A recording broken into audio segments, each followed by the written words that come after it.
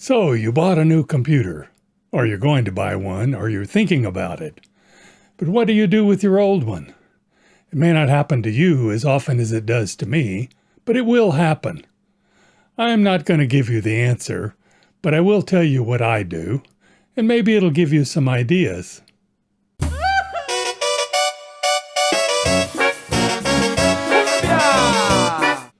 Hi, I'm Gary. I make videos on technology subjects that interest me from a user point of view.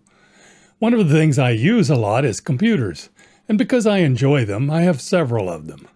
The time inevitably comes when they need to be replaced or upgraded, usually because they're simply too slow or because Microsoft has made them obsolete, which is about to happen again. Of course, a good many people nowadays have given up computers in favor of their smartphone. But a phone's not the best tool for a lot of things. There's an old joke that goes, if the only tool you own is a hammer, then everything looks like a nail. There's still a lot of things a computer can do better or more conveniently, so they aren't going away anytime soon. And even those of you who only want one computer and try to keep it as long as possible, eventually have to face up to the prospect of buying a new one. That typically leaves you with the question of what to do with the old one, other than using it for a baby toy. I read a number of articles on this subject, and some of them do have some very good ideas, but quite a few of them are aimed at the extremes of users, either computer nerds or people who have no clue about computers whatsoever. One article I read suggested that you take the innards out of your old computer and use it as a planter for decorative plants, while several of them suggested using it to set up your own personal VPN, virtual private network. Here's my personal favorite of off-the-wall ideas, the cat bed. All of those strike me as not entirely likely for most everyday folks. So I'm definitely not going to try to cover the entire range of possibilities. I'm mostly going to tell you what I do with my old computers, and maybe that will give you an idea or two to consider. That's pretty much all there is to this video, so be warned. Now, what can you do with old computers besides trash them? Obviously, you can try selling them, but by the time they're too old for you, they aren't likely to appeal to most other people either. There are probably 100 or more computers for sale locally here on Facebook Marketplace, and many of them have been listed for weeks or even months. I've been trying to sell a pretty high-end 4-year-old desktop for a friend for over 3 weeks now with no takers. We do have an e-cycler store here, and many of mine do ultimately wind up there when they're simply too obsolete. They eventually reach a point where you can't install a modern version of Windows on them. And while most of them could still run Linux, I'm pretty much too lazy to go that route. So e-cyclers is my last resort, for reasons that will come later.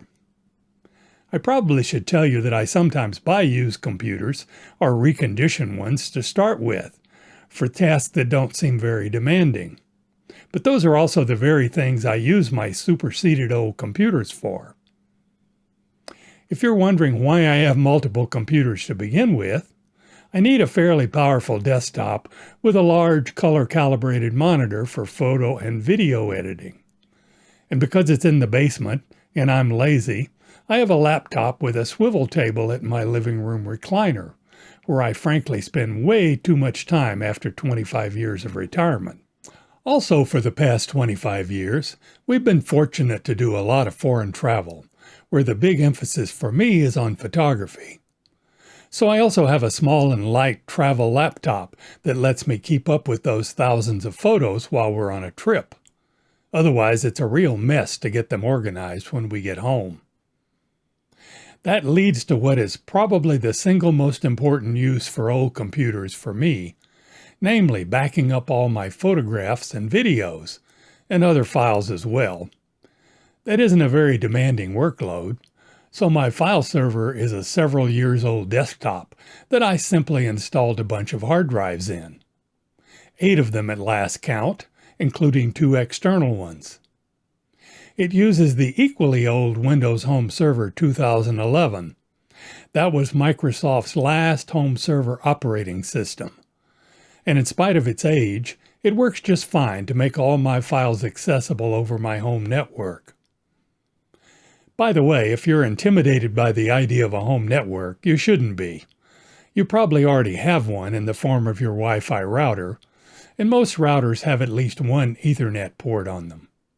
All I did was buy a cheap network switch, and now 2 switches, plug its upstream port into my router, and run Ethernet cables to wherever I want a computer. And yeah, that's a mess, but it works really well. You don't really need to hardwire a network, you can do it all over Wi-Fi. But I prefer the reliability of wired connections, and I have a basement that both makes that easy and also slows down my Wi-Fi. 2 or 3 layers of concrete between the router and a laptop is unfortunately a pretty good RF shield. In any event, the network, Wi-Fi or not, means I can have a computer wherever I want one. My wife finds it convenient to have a computer next to the kitchen, where she can shop or look up recipes or play mahjong or whatever. None of this is at all demanding, so older computers work fine. The present one's about 10 years old, and it's due for replacement soon because it's still using Windows 7. Our youngest grandchild prints out coloring pictures on it, and the older ones watch YouTube sports videos when they're here.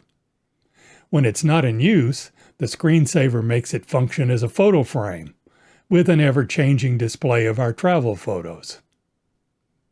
This also turns out to be a convenient spot from which to control our music system. I'm old-fashioned and I like to own my music instead of depending on streaming services. So we use J-River Media Center to manage a database of 20-something thousand music tracks. I simply ran an optical cable from the computer's sound card to my stereo system in the living room, and it's all at our fingertips. It's also accessible over the network, so I can choose my music from my laptop and play it in the living room.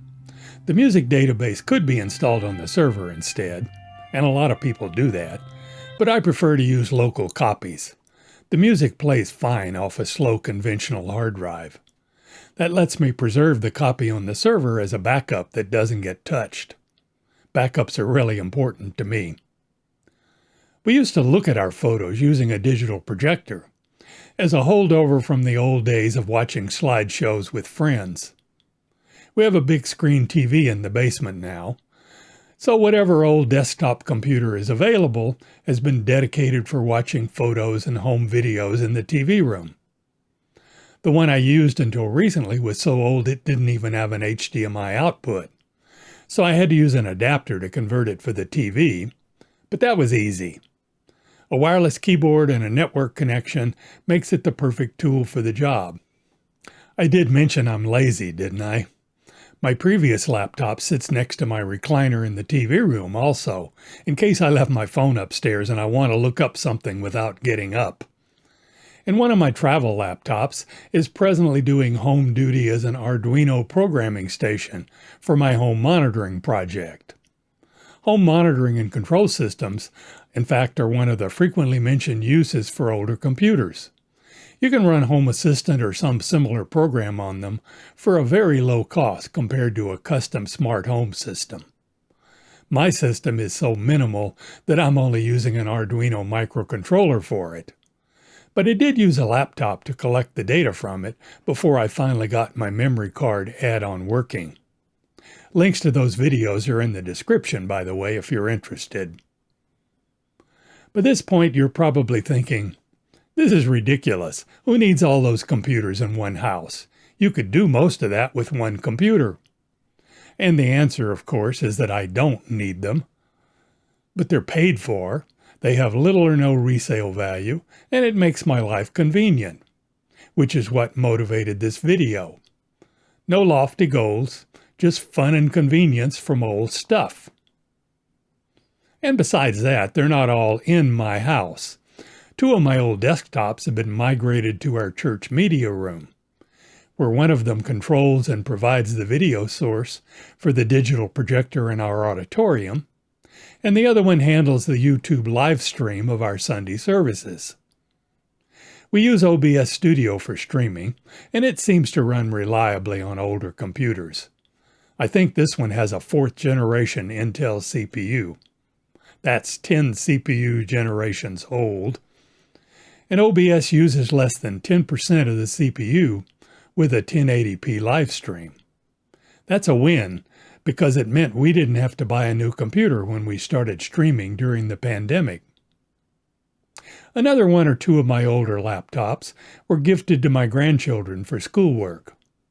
All 4 of them are homeschooled, which means they all do their schoolwork at the same place and time. And even a mediocre laptop can handle reading assignments or such like.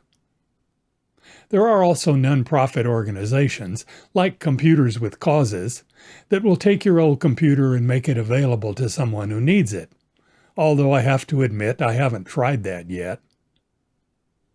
One application that I also haven't done yet, but I'm strongly considering, is to use an old computer as a network video recorder for security cameras. The packaged commercial systems generally want to tie you in to their proprietary hardware, and they all want to sell you cloud storage. So recording security camera footage locally is a very attractive idea to me, especially with the wide availability of so-called IP network cameras that can easily interface to free or open source software over Ethernet. I've been thinking about doing this for a couple of years, but most of the open source software is based in Linux, so I may have to reconsider how lazy I am. One other idea that has at least some possibility, if you're a do-it-yourselfer like me, is to salvage and reuse components from old computers. A desktop power supply, for example, can easily be pulled out and converted to a lab-type power supply with multiple voltage outputs by plugging it into one of these, which I bought from AliExpress for $3, and you can get for less than $10 on Amazon. Also, you could take the hard drives out and convert them to external drives for additional storage on a newer computer. That's particularly handy for backups, which don't require the latest and biggest storage for most people. I'm big on backups, remember? Amazon sells all kinds of items to do this, for anywhere from $7 up, depending on how finished you want it to look. I've used one of these for transferring files from old drives, but there are clearly better choices for permanent use. I do have one computer sitting in my basement that I simply can't think of a use for yet. It came with a quilting machine my sister bought about 10 years ago, so its only job was to run a quilting program. It was a really low-end desktop at the time, so its prospects are pretty limited, but I'm not giving up on it until I'm sure it's useless. If you can think of some worthwhile application for it, please let me know in the comments. There is one significant issue that I've glossed over in all this discussion, and it would be irresponsible of me not to point it out clearly. If you're using a computer for something that requires internet access, you do need to give some thought to security. Both Windows and Apple computers eventually reach the point where they simply cannot run the current version of their operating systems, and that means security vulnerabilities become a much bigger risk. Microsoft quit supporting Windows 7 and earlier versions of Windows years ago, and they've declared the upcoming end of support for Windows 10 in October 2025. Most anti-malware software no longer supports Windows XP, and even Windows 7 and 8 are problematic in this regard. If you're accessing the internet on an unsupported computer for very specific uses, you may be willing to take the risk. But those are probably the exceptions.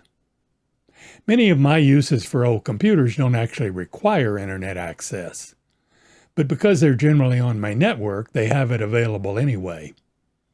That means I sometimes spend a lot of time trying to get a current version of Windows to run on them, even if it runs like a snail on Valium. You could simply remove internet access by disabling the network adapter in network connection settings. But that disables network access totally. I generally don't want to block access to my own network. It's possible to block internet access without doing that. But there doesn't seem to be a simple magic button for it, so I'm not going to try to cover that here. Just be aware of the risk and act accordingly.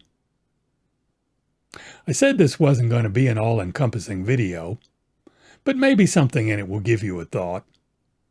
Most consumer electronic items, including computers, even if they supposedly get recycled, wind up in landfills somewhere in Asia, where people risk their health trying to extract minuscule amounts of precious metals or anything else usable from them.